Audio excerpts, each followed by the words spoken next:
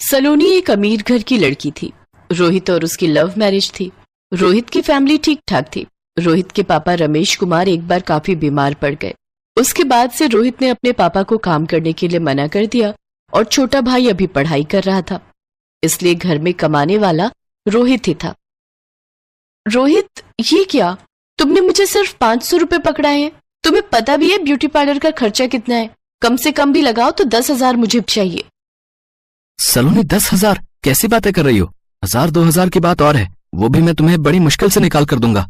पर 10,000 रुपए तुम सिर्फ पार्लर में खर्च कर दोगी तो मुझे तो बाकी घर का खर्चा भी देखना है ना। काश मैंने पापा की बात मान ली होती और तुमसे शादी ना की होती, तो आज मैं अनमोल के साथ कितनी अच्छी लाइफ बिता रही होती। आखिर तुम्हारे मुंह पर वो बात आ ही गई ना कि अनमोल एक पैसे वाले खानदान का लड़का है। खैर छोड़ो, अब ये सब बातें करके मेरा मन मत दुखाओ। मैं पहले ही बहुत परेशान हूँ। पापा को दवाई दिलाने लेकर जाना है, मैं अभी जा रहा हूँ। शादी के बाद रोहित और सलोनी के रिश्ते में खटास आने लगी, जिसकी सबसे बड़ी वजह सलोनी का एक अमीर खानदान की लड़की होना। सलोनी की फरमाइशें बहुत बढ़ती जा रही थी, जिन्हें पूरा करना रोहित के हाथ में नहीं था। पर रोहित अपनी तरफ से पूरी कोशिश करता था कि वो किसी भी तरह सलोनी को खुश रख सके। माँ, सलोनी कहाँ है? बेटा, सलोनी तो बाजार गई हुई है। काफी देर हो गई, एक बार फोन करके देख। हाँ, मैं करता हूँ। वैसे मैं सोच रहा था अगले हफ्ते सलोनी का जन्मदिन आ रहा है, तो क्यों ना हम घर पर एक छोटी सी पार्टी रखें। सलोनी को अच्छा लगेगा। वर्षा दीदी और जीजू को भी बुला लेंगे। हाँ, ये तो बहुत अच्छी बात है बेटा। सलोनी का इस घर में पहला जन्मदिन है। अगर हम उसका जन्मदिन करेंगे तो उसे अच्छा लगेगा। रोहित बेटा, एक काम कर, मेरे जो मित्र हैं उनका केटरिंग का काम है, वो घर में पार्टी की अच्छी व्यवस्था कर देंगे। मैं उन्हें फोन मिला देता हूँ। तभी सलोनी आ जाती है। एक सेकंड पापा जी, बर्थडे मेरा है तो पार्टी की प्लेस और पार्टी की सारी अरेंजमेंट्स भी मैं ही डिसाइड करूंगी। ये आप जो कैटरिंग और घर में पार्टी का बोल रहे हैं, ये मेरे स्टेटस में नहीं है। मुझे अपने तरीके से अपना जन्मदिन मनाने की आदत है और मैं पहले ही 7 स्टार होटल में बुकिंग करके आ चुकी हूँ। और हाँ, टेंशन लेने की कोई जरूरत नहीं है। सारा अरेंजमेंट मेरे पापा देख रहे हैं। उन्होंने मुझे अपना क्रेडिट कार्ड दे दिया था, मैं उससे बिलिंग करके घर आ रही हूँ। बस आप सब तैयार रहना, मेरे बर्थडे की शाम 7 स्टार होटल में पार्टी है, तो आप सभी थोड़ा अच्छे से बनकर चलिएगा, मेरी इंसल्ट ना हो बस। सलोनी, ये क्या तरीका है? रोहित गुस्से में आने ही वाला था कि तभी उसकी माँ उसे रोक देती है। रोहित बेटा, आराम से, कोई बात नहीं। सलोनी का पहला जन्मदिन है, उसे अपने हिसाब से करने दे। हमारा बीच में बोलना ठीक नहीं। अगर वो चाहती है कि हम उसके जन्मदिन पर उसके साथ होटल जाएं, तो हम सब जरूर जाएंगे। आखिर वो इस घर की बहू है। रोहित बेटा, तुम्हारी माँ ठीक कह रही है। और फिर जन्मदिन मनाने से सलोनी की खुशी देखनी है कि वो किसमें खुश है। अब कहीं भी मनाओ, चाहे घर में या बाहर। माँ, मैं अभी आता हूँ। रोहित कमरे में जाता है और सलोनी पर गुस्सा होने लगता है।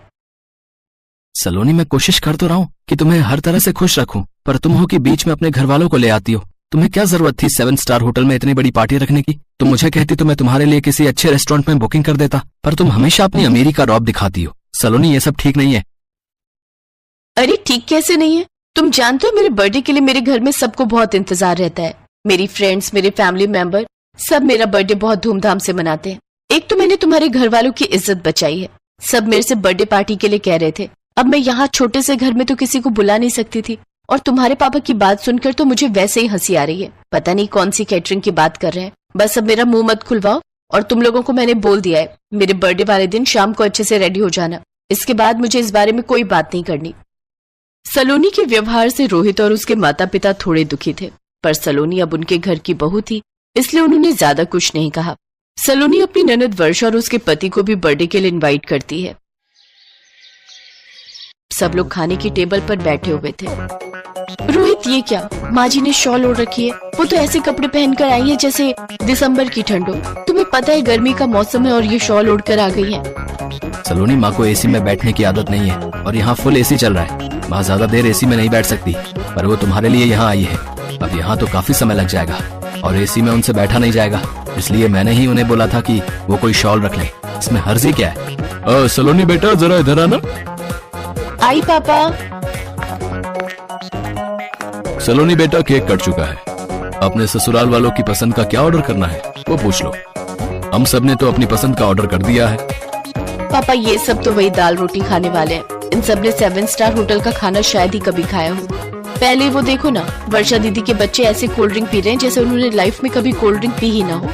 सच कैसे गवार ससुराल वालों को बुला लिया मैंने अपनी बर्थडे की पार्टी में।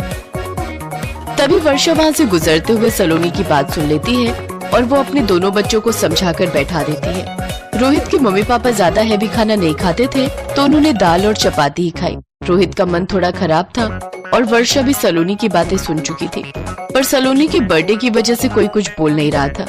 कुछ देर बाद उसे उसके दोस्त दोबारा डांस के लिए बुलाने लगते हैं। सलोनी आ ना यार, थोड़ा और डांस करते हैं, तेरा बर्थडे है, कितना मजा आ रहा है यार बहुत थक गई हूँ, इतनी देर तो तुम लोग के साथ डांस किया है। अच्छा ठीक है चलो। सलोनी जैसे ही दोबारा डांस के लिए उठने लगती है, अचानक चेयर के कोने से उसकी ड्रेस फंस जाती है और पीछे से पूरी फट जाती है। सलोनी एकदम से बैठ जाती है। अब यार मेरे ना पैर में एकदम दर्द हो गया है, एक काम करो तुम लोग करो डांस, मैं अभी आती हूँ। सलोनी बेटा मैं जरा तुम्हारे पापा के साथ रिसेप्शन पर होकर आती हूँ, तुम्हें एक काम तो नहीं है ना? नो मॉम मैं ठीक हूँ, आप हो आओ। काफी देर तक सलोनी चेयर से जब नहीं उठी तो रोहित परेशान हो गया। क्या बात है सलोनी, तुम इतनी परेशान क्यों हो रही हो? मुझसे तो कह सकती हो। रोहित मेरी ड्रेस पीछे से फट गई है और वो इतनी ज्यादा फटी है कि मैं उठ भी नहीं सकती। अब सबसे मैं क्या कहूँ कि मैं क्यों नहीं खड़ी हो सकती? बहुत देर से सब मुझे बुला रहे हैं, मुझे कुछ समझ नहीं आ रहा मैं क्या करूँ।